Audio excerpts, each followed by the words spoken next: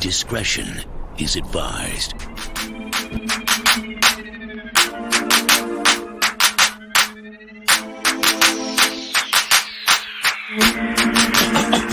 If you feeling like a pimp, give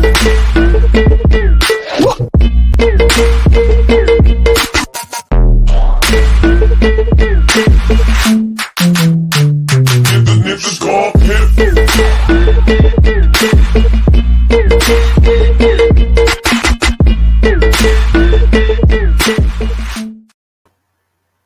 Hello, happy Tuesday.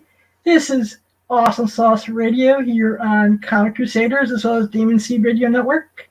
I am your host, live in living color if you will, Blind Adam Wonders, the Comic Pimp. We have an amazing guest for you today. And without further ado, I'd like Mr. Mega to please play the trailer.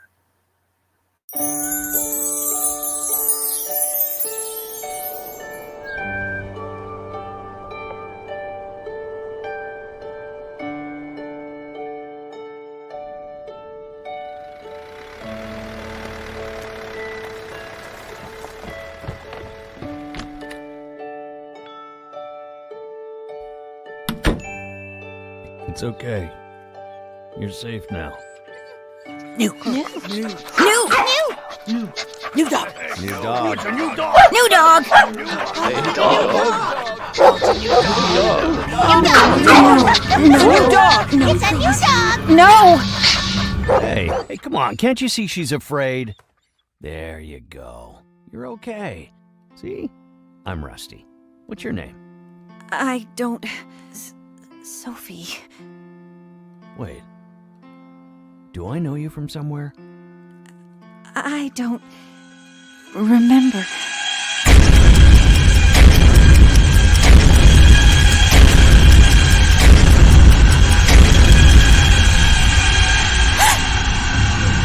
I remember. Something happened.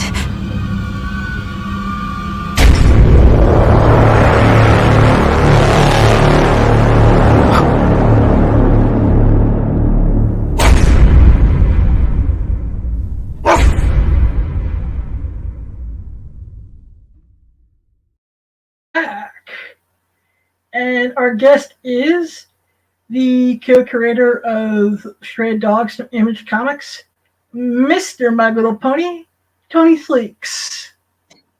Hey, everybody. Hey, Adam, how's it going? Good, Tony. How are you? I'm doing all right. I mean, do you like Adam? Should I call you Mr. Pimp? How do I? No, you just Adam. Just Adam. All right. Dig it. Cool. How did you get your start in comics? I made a comic of my own in 2006. It came out, but I made an autobiographical comic, like a black and white autobio book, just about me getting into shenanigans in my 20s. And I found a small press publisher that dug it and wanted to put it out, so it came out like in comic stores, and from there, I just sort of decided, like, oh, I'm in comics. I make comics now. And so I quit my real job and just started focusing on making comics full time, even though the money wasn't really there yet. I just sort of took a stupid leap. And it took a few years, but eventually I started getting jobs and getting hired to do stuff. And so I've been making comics full time for my living for probably about, 12 years or so, or yeah, a long time. Outside of My Little Ponies and Stray Dogs, whatever works with some of the Awesome Sauce family know you from? I've drawn the Star Wars Adventures comics. Right now, I'm drawing Rick and Morty, a miniseries called Awesome Sauce. Worlds Apart. That's a 4-issue thing. I've done covers for Marvel. I've done covers for most of the companies besides DC. So I've been around. Like I'm pretty ubiquitous, but you wouldn't really notice me unless you paid attention to like children's comics or licensed comics. Oh wow! Just to let everyone know, I get distracted every now and then for a couple seconds, is because my dog is trying to figure out why she was kicked out of the studio. Yeah, I put mine in a crate. So if he starts making noise, I apologize. Also, for mommy to come home. The neighbor might play basketball. So if you hear basketball, that's what's going on. Very cool. What inspired Stray Dogs? I was watching a serial killer show on TV, like a fictional, like a murder show. And I left the room, and when I came back, the killer in the show just had a dog with him. Sort of like Precious in Silence of the Lambs, like he just, all of a sudden this killer had a dog. And I was like, oh, did he kill somebody and take their dog? And my friends who had been watching the whole time were like, oh no, he didn't do that. This other thing happened. But then from there, I just had it stuck in my head, the idea of a serial killer who killed people and took their dogs. And I thought about that for a little while. Like I tumbled that idea around, and nothing really struck me as like, oh, this would be the way to do it right away, because I wasn't interested in telling like a regular serial killer story where you tell it from like the perspective of the detectives or the perspective of the killer, But then because I worked in ponies for so long, like this other avenue opened to me where I was like, oh, we could tell it from the perspective of the dogs. And then that's way more interesting. And so from there, the whole thing just sort of unspooled pretty quickly. Like the ideas started rushing into my head, and I started typing them out. So yeah, that's sort of how it happened. It was I get a lot of ideas where I'll see somebody do something and I'll go like, oh, it would be cooler if they would have done this. I think everybody does. Like if you watch a movie and you go like, I wish they would have done this instead. And so that's sort of one of these. I mean, it's not a derivative idea, but it's just like I saw something and it sparked my imagination. That's awesome. And it really is a cool book and a great concept so far. Oh, thanks. What's it like working with Trisha? Trish, it's great. It's super collaborative. We met through My Little Pony at My Little Pony conventions. And I knew when I had the idea that I wanted the book to look a very specific way that was just not quite the way I draw, like I wanted it to look exactly like a 90s animated movie. And I had met Trish at these shows, and then I saw a drawing of a dog that she did, and I was like, oh man, she would be perfect for this. But she hadn't done a lot of comics, and I didn't know if she wanted to do, like how much she wanted to do. And so I approached her at one of these pony shows. Like I think I had reached out earlier and said like, hey, I want to talk to you about something. But then we sort of sat down and I pitched her the story. And she was into it right away, which I wasn't sure would be the case because it's way darker than My Little Pony. So I didn't know if she was like, if she's into ponies, if she would also be into this. But she was. So, and it's great. Like I said, it's been super, super collaborative. Yeah, like I said, you say it's much darker than ponies. That's an understatement. Yeah, they don't let us murder anybody in ponies or kidnap people. Yeah, I mean, sometimes they get kidnapped. Then. Yeah, you need stakes, right? Like if you want the drama to play, you need there to be some real stakes. I'm sure everyone's about killing people sometimes. Yeah, right. I'm not sure Pinkie Pie hasn't killed some people we don't know about. Yeah, he got it, right? That's awesome. That's just one of the beauties of conventions, and eventually getting to find great networking opportunities through our future for things like this. Yeah, for sure. It's a great place to meet people and sort of, just like you said, build out your network and also you can get a feel for somebody like if you could work with them like this. We've been working on this for over 2 years now, and so I had to know from meeting her that like she's someone who I would get along with and she would get along with me for 2 years. Like these things take a long time. That's awesome. I'm saying that she's not annoying. Yeah, like I said, I finally remembered how to spell her last name, and I'm gonna try to get her on for a future episode. Oh yeah, she's great. She would love to come on. All right, cool. Now, here's a question I have. I actually gonna have to look at the cheat sheet once to see where I'm at. Is it true that you actually did a comic book based on a John Holmes movie? That is true. Yeah. It was a long time. It was basically the second or third thing I did as a professional. Like once I made my first comic and I decided I was just going to make comics, it was one of the first things I got hired to do because this company that did these books had liked my first comic and was like, oh, we should talk to him about doing something. But yeah, they got the license for all these classic porno movies from, I think they got the license from like Arrow Video.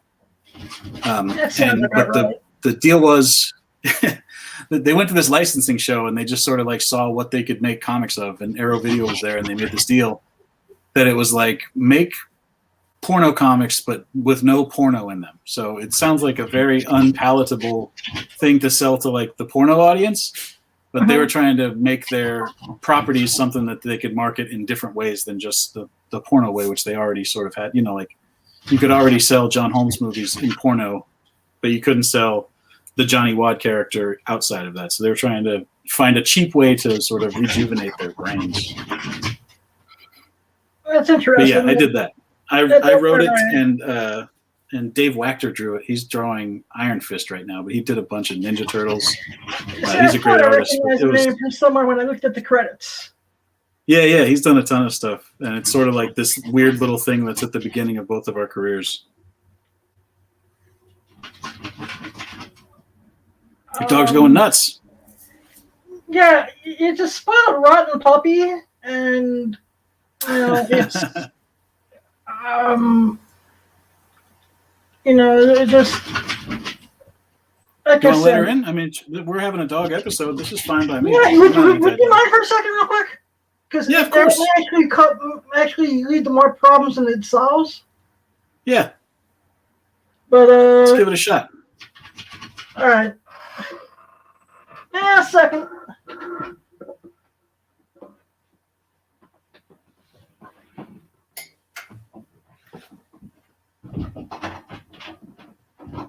I can't wait to see this dog. Gosh, come here, buddy.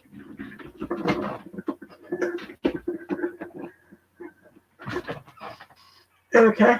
Come here, buddy. This dog's gonna go apeshit and tear down this whole studio. I can't wait. This is gonna be the most exciting podcast I've done yet. All right, well, I guess over there she's gonna be begging. And the thing I think that she would want the most is actually in the other room. 6. 5. I need to know Dr. Who answers it still 7. 6. What breed of do is Sophie? So I want to know, what breed of dog is Sophie and Rusty supposed to be? Sophie is a Papillon, and Rusty is sort of like, we don't really have a breed specifically. He's just sort of like a cartoon dog, like he's like a combination Charlie from All Dogs Go to Heaven or Balto. Like those are specific kinds of dogs. But we wanted him to just look like the cartoon dog, The reference that we used a lot when we were creating him was Dodger from Oliver and Company. I mean, he doesn't look like that dog, but just sort of like that sort of swagger. That's awesome. Yeah. I haven't seen that. She's a Papillon. He's a cartoon. I watched it. I went and watched all my cartoon dog movies early in the development of this to just sort of like get my head into that space. So I watched Rover Dangerfield again and Fox and the Hound and like All Dogs Go to Heaven, which is crazy. And Balto I think is my favorite of all of them. Like I don't think people really give it enough credit. It's a super good movie, super beautiful, like well made.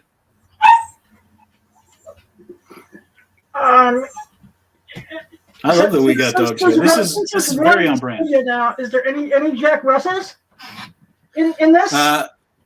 Here. You know what? Not in the main Here's group. a culprit. Hello. Can you see her now? What's her name? This is Ash. Ash? Yeah. Are you hungry? What's going on? Ash, you want treats, don't you, right? You want me to leave interview doing my show? You want me to give you bones, right? Tell Tony that. I'll bring Baxter over here if you want. We could both have our dogs on. It would be great. Okay. There's not a Jack Russell. I don't think. We have a group of dogs that shows up later on, and I can't remember all of them because I just told Trish just fill this scene up with dogs. But in the main cast, there's not a Jack Russell. Okay. In the Free Comic Book Day issue that we just announced, there's a miniature German Schnauzer. And that's a new dog, to the bunch. But otherwise, just the main dogs that are in issue 1 are the dogs that we see for the most part. That is awesome. 8.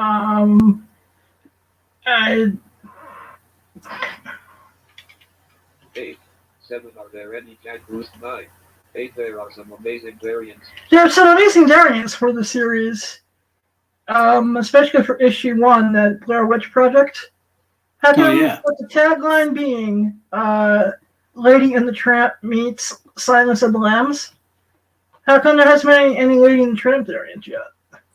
Well, I wanted to do all just animated movie covers. And then Image, when I discussed it with them, wisely was like, you should just do all horror movies if you're going to do anything, because that sells the premise better. That it's a cartoon dog book that's a horror movie. So no matter what, it already always looks like a cartoon anyway. So when we do these variant covers, it's sort of like selling the premise of the book by having it also be a horror movie.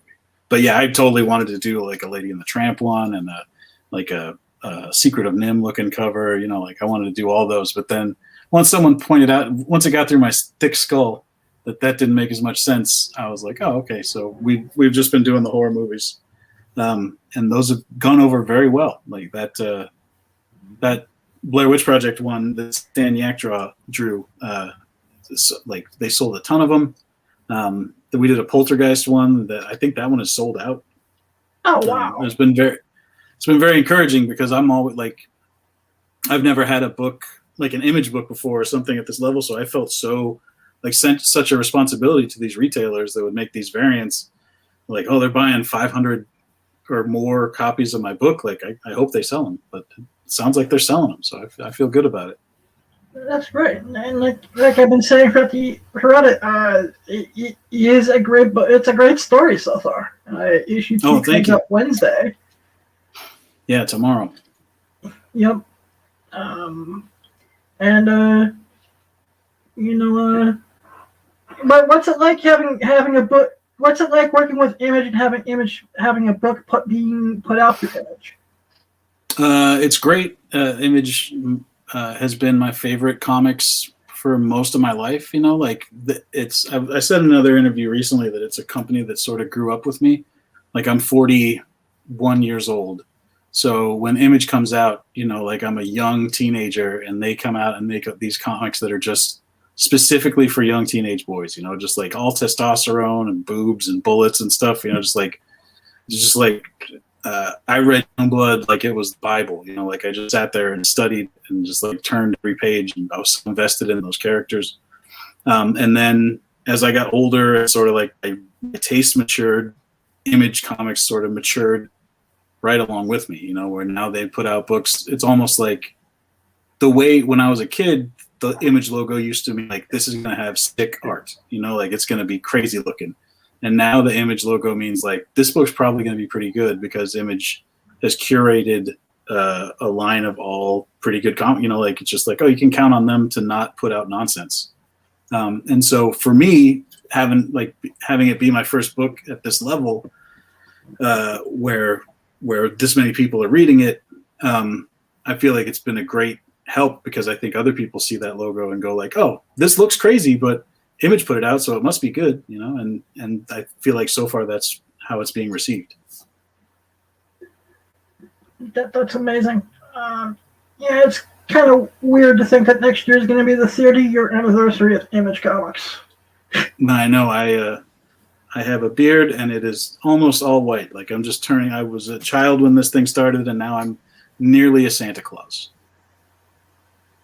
Yeah, like I said, I was doing the math the other day. I was like, God, wow.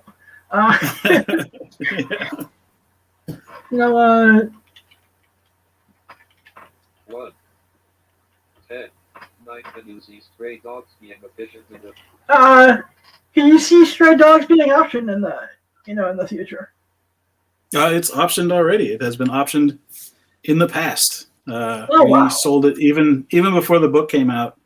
We optioned it to Paramount Animation, Nice. and they're developing it right now. My friend Gary Dalberman is the screenwriter for the movies It and It Chapter 2 and the Annabelle movies. Oh, nice. And he's got a production company, and him and the screenwriter Mark Perez, who wrote the movie Game Night, teamed up, and they're gonna produce and write and develop the thing. So yeah, we sold it to Paramount. So hopefully within the next year or so, they'll come back and say, "Oh, this script looks good. We want to make this," and then there will be a movie. Or if not, we still sold it though. I mean, so far it's going great. But That's hopefully great. they make a movie too. Do you have a dream cast for the voice cast, or I never really thought about it, but I mean, having not really thought about it, I just cast it like a capitalist. I'm just like, well, we should probably get like Brad Pitt and like all the people that will sell tickets. yeah, So whoever's gonna bring in the most box office, that's what I would like. I have friends who have gone from making comics into making TV or making movies and stuff, and I am very happy to just have making comics is my dream job. And so just being able to make that, and then now being able to make my own stories and do my own books. I don't have any intention to make movies or go off and do something different. But it's definitely helpful that having your own properties, that they can just sort of go out there and bring in extra income so that you can keep making more of your own comics, That's awesome. Can you give me 1 second just to close the door, because my mom is home and the dog is no longer interested in me. Oh, what? Okay.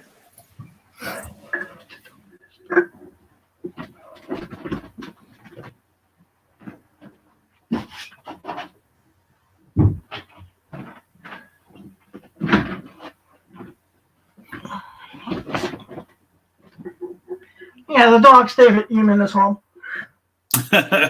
He's not going to be scratching on your door anymore, or she's not. She might yelp a little bit, but it won't be as bad as when her trying to play the old Super Friends Superman bashing her head through the force field. Yeah.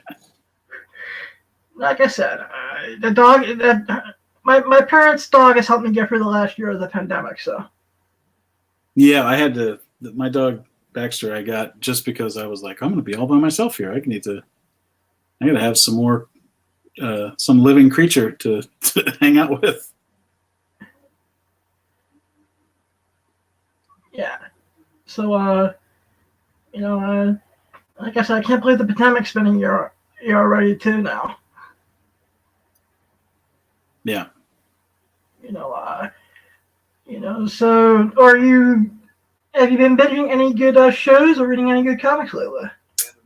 Well, yeah. What did I watch? I watched Ginny and Georgia on Netflix. And I don't know if it was good or not, but it was definitely bingeable, Mm-hmm. It was pretty good. The lady's very pretty. And then it was sort of like Gilmore Girls, but it had murder in it. Mm-hmm. And I like Gilmore Girls. And so, yeah, that was pretty good. I've been watching Hannibal again, but I've watched it so fast that it's just, I feel miserable because it's a very dour, upsetting show. And so I'm in the middle of the second season, and I'm just like, ugh, I'm going to see if I can get to the end of this. Because I want to check out that Clarice, but I watched Manhunter, and then I was like, well, let me watch Silence of the Lambs, and then I watched all the other ones, and then I was just I just sort of got on a tear. So now I got to finish Hannibal so I can watch this Clarice, even though it's not in the same timeline or whatever. But from comics, I become a completionist. I can't read issue 43 if I didn't read 42. Yeah, no, I hear you. I see. I'm actually about to watch Scarface. And The original? I'm also about to watch Scent of the Woman again. Oh, okay. So you're doing a Pacino? Yeah, and it's for a concept for a comic book that I'm thinking of creating myself. Oh, cool. You gotta watch Carlito's Way too. You can't leave that out. Yeah, I guess I can't. You might as well. Yeah, but without Scent of the Woman, none of this will make any sense. I love A Scent of a Woman. It's great, man. I actually, there's a school for the blind that I'm associated with that actually was Pacino's blind consultants for the whole movie. Oh, really? He would just come into the Associated Blind in New York and just ask the entire people, all the blind people, their questions. Yeah, that sounds amazing.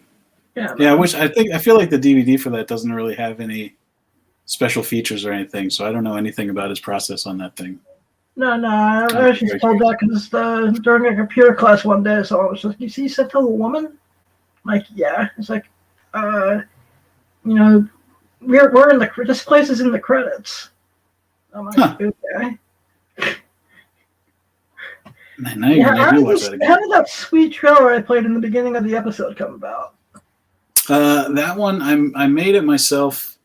I have a friend who's a professional editor for like TV shows and movies, and I had thought earlier about making a trailer, and then I just sort of forgot about it. And then my friend Ibrahim Mustafa was putting out this book Count, that's like a Count of Monte Cristo sci-fi thing from Humanoids, and he made a trailer himself. And I was like, and I saw it, and I was like, oh shit, that's cool. Oh shit, I was gonna make a trailer, and this was like a couple days before they announced the book. So I called up my friend, and I was like, hey, I want to make a trailer. You want to do it with me? And he was like, yeah, it sounds great. When do you need it by? And I was like, oh, Tuesday. And this was on Monday. And he was like, no, I can't do that. Are you kidding? And so I was like, oh crap. But then I remembered like I'd made a few videos for like process stuff, like how to draw stuff for, promotional stuff in iMovie on my computer. And so I was just like, well, let me just see if I can't put something together. And so I put that thing together. And from My Little Pony, I knew some voice actors. Mm-hmm. And so I was able to reach out to some professionals to get the character voices so that it just didn't sound like me and my buddies hanging out. So it's Nicole Oliver, who is the voice of Princess Celestia in My Little Pony, is the voice of Sophie. Oh, wow. And then Ian Corlett, who's also on My Little Pony. His daughter's one of the Cutie Mark Crusaders, but he's most famous for being the voice of Goku in Dragon Ball Z. So he plays Rusty in the trailer. Yeah, so it's got like a cool pedigree, but they just did it as a favor. So I don't make a huge deal about it because I don't know if there's any sort of like union rules for comic book trailers that they broke. I don't think they did. Fair enough. I thought I recognized the voice of Sophie from somewhere. I just couldn't pinpoint it. Yeah, it's Nicole Oliver. She's a super nice lady. And like I said, we do these My Little Pony conventions, so we have sort of like there's just like a bunch of us who all travel in the same circles, and over these past 10 years or whatever, have gotten to know each other from doing these shows and hanging out and stuff. That's cool. And that kind of brings my podcasting career full circle, because one of my first interviews I ever got was Katie Cook. Oh, cool. I love Katie. I know her from My Little Ponies and from those same circles. Just because my audience, probably most of my audience has probably never been to one. Can you explain what a My Little Pony convention is like? Yeah. So from my perspective, it's like a comic convention, except every person that comes there loves the book that I make specifically, or loves the characters that I draw. Like sometimes you go to a Comic-Con and people don't read the comic book Batman, but they love Batman from the movies and stuff. That's how it was at pony conventions. Like all the people there loved the thing that I was selling. So it was a crazy, like a crazy switch from having just done comic conventions where you're just like trying to get people to be interested in your comics or your indie book or this issue of a thing that you drew, to where it's just like people just come right up and go, oh, hey, you sell My Little Pony comics, like you draw them. But yeah, they are like the fans of My Little Ponies at these conventions are sort of, I liken them to like Star Trek fans, where they're just like, they know episode, they're rabid, they love the thing more than I love anything, like I'm a big Star Wars fan. Like I have a ton of Star Wars, like I buy the movies every time they put them out in some new format, and like I've got all the toys, like a normal person would be like, that guy is a Star Wars lunatic. But compared to these pony people, like I'm nothing. Like they love this thing way more than I love anything in my whole life.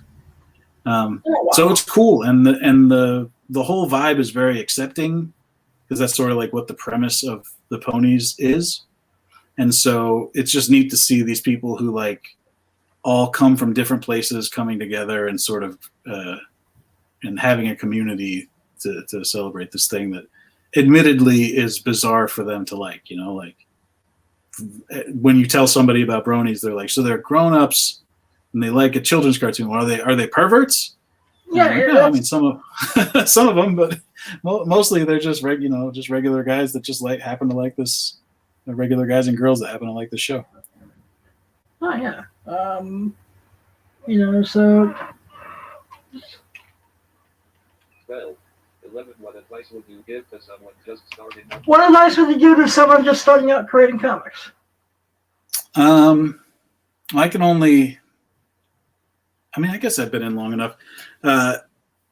Draw your own stuff, like that's what worked out best for me, is sort of like look at what's out there and try and find a lane for yourself that's different from what everyone else is doing, but that you could still do something good in, like the way that I was able to distinguish myself from the other independent comics that were coming out to whatever extent that I did was I just made an autobiographical comic that wasn't sad. Like I looked at what the output was, and it was sort of a time when it was like Harvey Picar's comics, which weren't necessarily sad, but they were sort of grumpy, and like Blankets, and that was a tearjerker. And so I just put a book out that was wasn't complete nonsense, but it was fun, and so people could read it, and because it was about me, they would be like, I think I like this guy.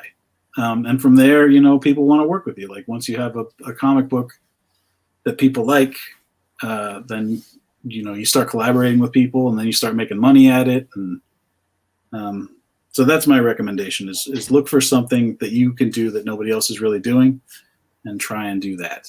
But I mean, that can be a cautionary tale at the same time. Like you don't have to do something.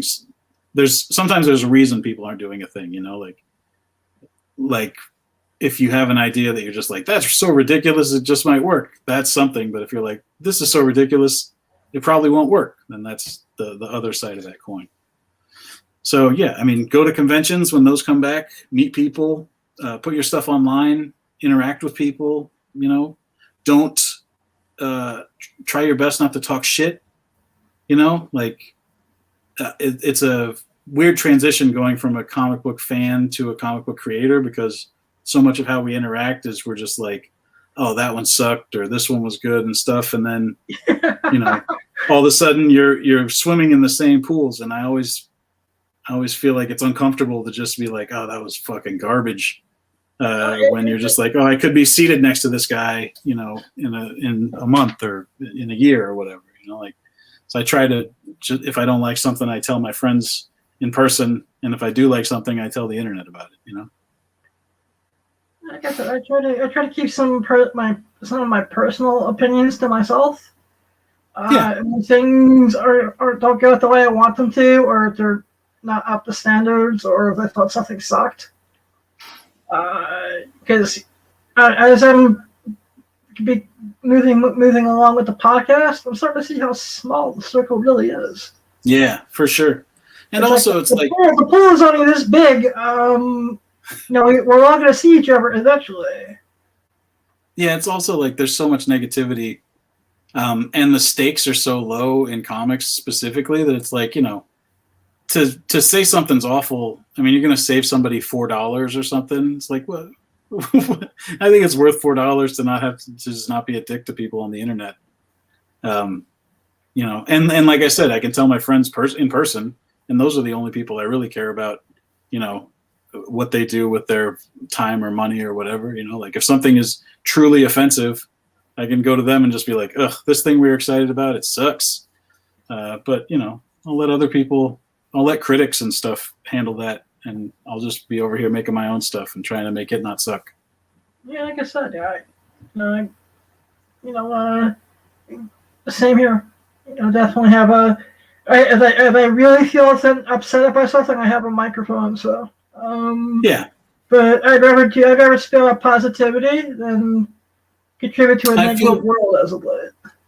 I get a much better charge out of like recommending something that I think is good, and have somebody go like, "Oh, that thing you said, I checked it out and I dug it." I never have somebody come back and say like, "Oh, that thing you said sucked. I'm glad I didn't read it because I looked at it and it did suck." Like that never happens. Oh, yeah. But when you put positivity out, I feel like that's a better situation. Oh yeah, I can always tell people, always find a positive spin on anything. I think we're spoiled in the comic book industry today. Oh, I mean, yeah, there's a ton of really good stuff coming out. It is an embarrassment of riches for everything that comes out that I'm just like, I didn't need to read that. There's like 10 books that I would say you should definitely read that. That's great. Yeah, same thing even with our comic book media. Just there's people bitching about the Snyder Cut. I'm just like, you want to see a time when there was horrible comic book movies? I was going to give you my VHS copy of the live-action 1997 Justice League movie. When you had, and also I just had HBO, and then all of a sudden they just put up this app where they will put movies on it that were supposed to be in theaters. Like King Kong's just going to come right to my house. That's great. I'm not going to complain about a Justice League movie just showing up. I didn't have anything to do. It's pandemic. I got 4 hours easy. Like I said, it's great. Yeah. Do you do commissions for magic? Do you do commissions? I have commissions that I haven't finished yet, so I do not do any new commissions. I am not great at scheduling myself, and so I just have work to do constantly, and so I have this pile of commissions left over from when there were still shows that I have to finish. I'll be at a show and I'll say like, "Oh, I couldn't get to it, so let me mail it to you," and then I just have this folder that has like 10 drawings in it that I have started and I need to finish. So no, but there is, if you buy the Stray Dogs comic from Collector's Paradise, you can get the whole set, and then there's an option to get a sketch cover with, and then you can get a sketch that way. That's basically the only commissions, because those are sort of like the quick head sketches that I could do where I just draw dog heads. But as far as like draw somebody a picture of Aquaman or draw their dog or something like that, I am sadly too busy, which is strange because it seems like I should have nothing but time. But I'm working on Stray Dogs. We're making Stray Dogs #5 right now in the free comic book day issue. And then also I'm writing and drawing a story in My Little Pony Transformers 2. So nice. It's busy over here. Yeah. Transformers, My Little Pony. It's so awesome, but yet it's something that really still makes no sense at the same time. Yeah, it definitely should not fit together. But it does. But I feel like, yeah, the way the characters look next to each other is very specific. Like one's very angular and hard, and one's very soft and round. Like it looks nice. I did all the covers for the first series and for this series, all the main covers, and it's just fun to figure out how to contrast those two things together, juxtapose those two characters. It's cool. It's something I'm really looking forward to checking out as well. Oh, well, thank you. Because I'm a closet brony. Yeah, I could tell you're letting out a little hints. Like I feel like you have a little bit of ponies here and there, right? Yeah, man. My ex-girlfriend got me into it. Nice. Well, this is about the story I'm writing for the second My Little Pony Transformers is Octavia and Vinyl Scratch team up with Soundwave, and they get into a situation and they have to find their way out of it. And the only way they can do it is teaming up with a Decepticon. So That's super awesome. fun. Yeah. And there hasn't been like a whole lot of Vinyl Scratch in the comics or Octavia really, so it's cool to sort of get to do like a whole story that's just basically about them. And it's got the Student 6 or the Young 6 in it too from season 9. Oh, nice. There. That's like I said. What has that been solicited already? Yeah, I think it's in solicits right now. Issue 3 of the second part. Basically, My Little Pony Transformers is sort of like an anthology. A main writer they have a main writer and main artist who do the wraparounds, like a big part in issue 1, a big part in issue 4, and then in the middle there's these little stories where it's like smaller team ups between the characters. The first one was the Transformers on Equestria, and then this one is the ponies get pulled to Cybertron, and so it's all ponies and Transformers having adventures on Cybertron. Nice. So I just get to tell this little story with just a few characters, where in the first one I drew the big wraparound part, and so I had to draw just like a ton of ponies and a ton of Transformers. When I wrote it for myself, I was like, well, what if I just had one Transformer and and a couple ponies? So it sort of made it easier on myself.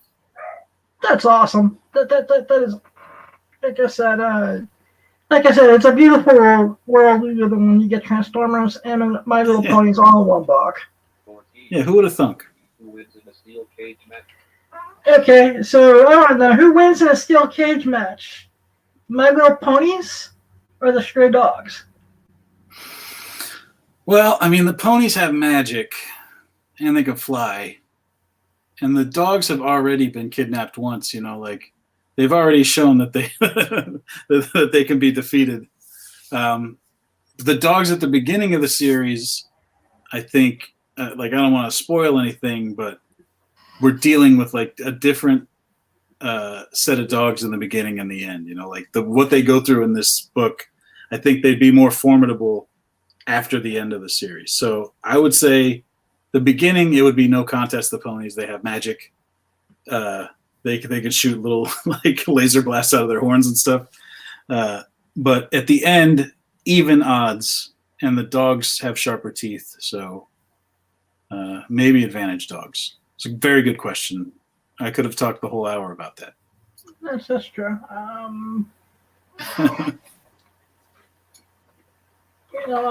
15. 14. Are you been any shows or reading at 16? 15. Will we see any Sophie or Rusty plus dolls? Well, as far as merch goes, will we see any plushed Sophie or Rusties? Boy, I would sure love to. Trish makes a lot of plush dolls for, like when she does pony conventions, they'll have like the conventions will have these original characters. They're like the show mascots, So like if we go to BronyCon, there's like 3 ponies that are the specific BronyCon ponies, and they'll make plush dolls of those things. And she's designed some of those, and she loves designing those plushes. So if the book, like if we were just putting out the book through Image and that was it, I would say 100% we're going to make plush dolls because she loves that type of thing. However, when we sold it to Paramount, they have the rights to make to make products and toys and stuff.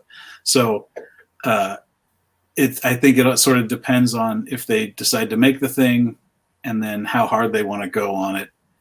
I don't know. I'm very curious about how, if they make the movie of this, how it will all go down. Just because there hasn't, they're going to make an animated horror movie, and there hasn't really been one of those to be able to tell. There's not something I can point to and say oh, well, they made plush toys of that movie. So it seems like they'll probably make toys of this. But God, I hope so. I would love to have little PVC figures and maquettes and plush dolls of the stray dogs. And there's so many of them that it's almost like a Beanie Babies amount of dogs. There's 11 main characters, or 11 main dogs that live in this house. So it's just an endless amount of dogs that you could have. I would be psyched about it, but I don't know. It's not up to me anymore. Like I said, just as someone who collects plushes, and is always looking for something new to pick up, especially when conventions come back. Do you have pony plushes? I have a few, but they are not displayed anywhere just because I ran out of room. Mm-hmm. And I unfortunately Pocket Pops or plastic crack. Yeah. And I saw those. And they took up all my display space. Yeah, my brother has just a ton of those, a million of them. And I keep telling him, sell them before it pops. Get out while you still can. And I don't think he's a crass commercialist like that. He's just oh, I just like monsters or Batmans or whatever he's got.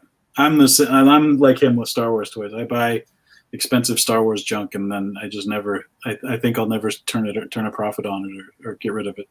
I'll just have it buried with me like King Tut. I hear you. I think I'm gonna have to make my walls. It's gonna be like a freaking instruction manual. Who gets everything? Everyone with this, sell the rest. That's right.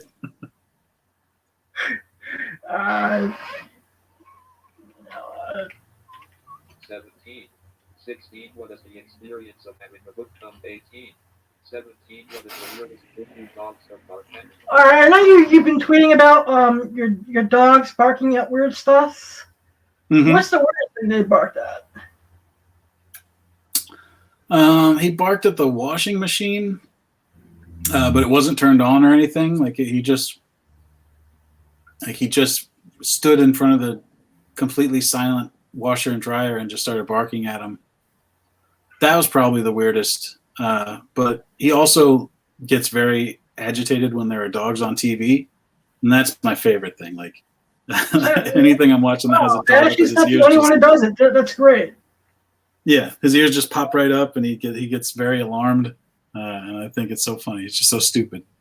He just thinks that they're in the TV or behind the TV. Yeah. When I was cutting the trailer, the Stray Dogs trailer, there's all sorts of little dog sounds and panting and whining and stuff. And so I was playing these sound effects to pick the right one, and he nearly lost his mind. He was just freaking out, sniffing around behind the computer and trying to figure out what was going on. It was great. I almost didn't get it done in time because I would just stop and laugh at this fool sniffing around. I say my dog now has this new habit of she learned how to beg and yelp. And she now does this high-pitched, whiny yelp noise whenever she wants stuff. Do you like it? I love it. I like any sort of dog noise. It just gets louder and louder. And then she's learned how to yelp my name. I could see that. Adam is a easy enough one that a dog could do it. Yeah. To the point it's just Adam, come on, Bones! Pick me up! You're the only one left in the house. I'm stuck with your fat blind ass. It's possible you've been in quarantine too long. Yeah. So do you see conventions coming back by the end of the year? I think so. I'm going tomorrow to get my first shot. And it seems like they're way ahead on how many people they've gotten vaccinated. They've crossed 100 million. And assuming that something horrible doesn't happen, that there's not some other strain that the vaccination doesn't cover. I feel like they could come back. I agreed to do one, like a very small one, in August, and I'll sort of use that as like a test. I've been very, very careful. Like, I don't go inside of places for the most part. Like, I'll go to the post office because I have to mail stuff, but otherwise, I go to the comic store once a week, and I'm just in and out like a ninja. You know, like I just go in, I grab my books, and I run out. But otherwise, I am in my house constantly. So I've been very careful. But, you know, like from what I hear, the vaccine seems to work. And so I'm getting my first shot tomorrow, and I feel like, you know, within a couple months. Have you gotten yours yet? I'm fully vaccinated now, so yeah. Got my second shot. How did it go? Did you get sleepy? What? Did you get sleepy? Did you get the Pfizer or the Moderna? And I just felt pain in my arm. Yeah. I mean, I'll take that. Like a sore arm, a little bit of achiness, a little, you know, one of the best night's sleeps I got in a while. Yeah, I'd be okay with that too. That sounds great. Yeah, my first one tomorrow. I'm gotta drive about an hour away to get it, but as soon as there was an opening or like an appointment that I could get, I signed up for it because I'm tired of being afraid of this thing. But yeah, I think conventions will be back.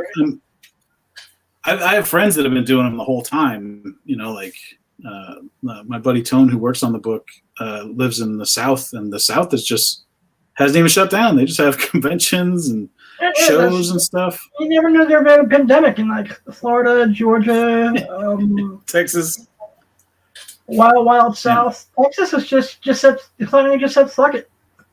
Yeah. So and he caught it for a little bit there, but he seems to have bounced back. So who knows? I have too much to like. I have a real fear of death, and I feel like it's a normal fear, man. Thank you. As a comic creator, like I have this list of like this notebook full of stuff, like projects that I want to make, and I feel like anytime I put myself in any sort of danger like that, I'm just saying like all that stuff you planned on, you're not going to do it. You're just taking a risk, and so I'm more cautious than a lot of people that I know. But I will, you know, I'm going to go back to shows because I used to love doing shows. But I think having this year off has been good because it'll give me an opportunity to sort of change how I do them and change how many of them I do and how much I rely on them and stuff like that. It used to be a real big part of my income. Like I would do 20 a year. And that is just that's a young man's game. Like I can't keep up like that. Yeah, I hear that. Is the LA Comic-Con happening this year? I don't know. I would do that one. That one's really easy to do. I always like to do Long Beach. I don't do many on the West Coast, but that's one I've been thinking about one of these years. Where are you at? I'm in New York. Oh, okay. That's a whole other coast. Do you do New York Comic-Con? Yeah. Yeah. That one I can't imagine. Like seeing the Javits Center turn into like a COVID clinic for a little while there in the beginning, and then just like imagining turning it back into a Comic-Con. I mean, I'm sure I'll be back, but just like in the middle of this thing, I kept thinking of like how terrifying it would be to be at New York Comic-Con because they kept sending out invites too. They'd be like, "Oh, we're gonna have New York Comic-Con," and I would just be like, "What? No, not now." Yep. Let's see. Where can my audience find you online? I'm at Tony Fleecs on Twitter and Instagram. That's the best place to find me. And if you're interested in Stray Dogs, which is 5 issues from Image Comics, you can go to straydogscomic.com. And there's a mailing list there. And we put up... we'll send out like an email whenever a new issue comes out or whenever there's something, you know, something new to announce. We don't really go spam crazy, but if it's a comic you're interested in, but you're like, I might forget about this, just go sign up for the mailing list and we'll send out very polite and short emails.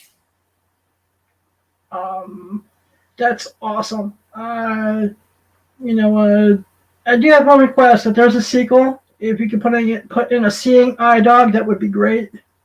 Oh yeah, that's a good idea. There's so many things like we picked all these kind of different dogs. There's one that's a tripod, and there's I tried to cover all these different service dogs.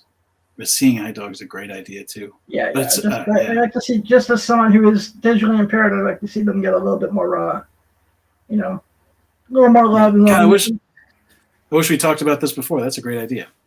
Like I said, I was distracted this episode because of my furry child. I'm writing that down actually right now because we're working on it. There's a one shot we're gonna do, and it deals with other dogs. I'm gonna see if I can figure out how to do that. All right, cool. And I really want to thank you for coming on the show. Adam, thank you so much for reaching out. I want to thank you for being one of the coolest creators I've gotten to interview all year yet. And thanks, everyone, man. please go pick up issue 2 tomorrow at your local comic book shop. If you missed the first issue, the second printing of number 1 comes out tomorrow too. So if you heard this and you're like, oh, I should check that out, you can get all caught up tomorrow at most excellent comic stores. And like I said, when the series comes on, I'd like to bring you and Trish on together and just recap the whole series. Yeah, I'd love to come talk about it.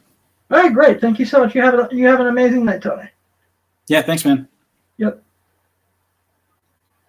And that, everyone, is Tony Fleecs. Please go check out Stray Dogs. I'm still here. And it is like I said, when y'all know who let the dogs out, it was Tony Fleecs.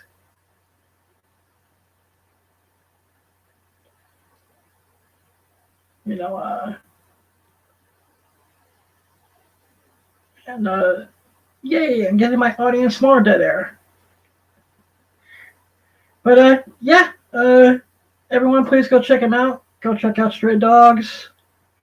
You can also check me out on Twitter at the Comic Pimp, Instagram at Comic Pimp VIP. Please check out the sponsors of the show. Go to Key Collector Comics, www.keycollectorcomics.com. They're an amazing app. If you want to, figure out what comics are worth your investment dollar, get knowledge on your collections because you don't know shit about comics. Did you use Key Collector? Yeah. If you want 1 free week, type in Blind Adam, all one word. That's Blind Adam, all one word. And you get 1 free week on the show, and it helps supports the show, I think.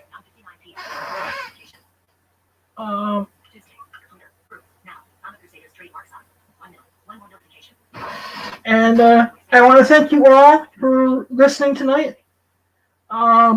Just please remember, you don't need sight to have a vision. It's not what happens to you, it's what you do about it.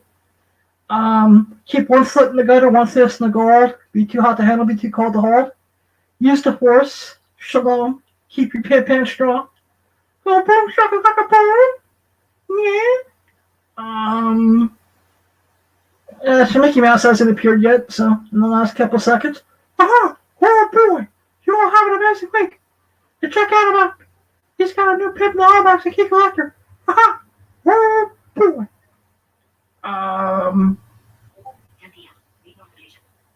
Okay. It's nice to see that Discord is sending me a notification now. That's always good. I love you guys. I thank you for being one of the greatest blessings in my life. There are no limits except for the ones you put on yourselves, so be limitless. Kick ass, take names. Go baby, shaka like a baby. And look at your local comic shop, 888 comic book. Type in your zip code, and it'll give you 3 comic book stores within the area. And that's just how that rolls.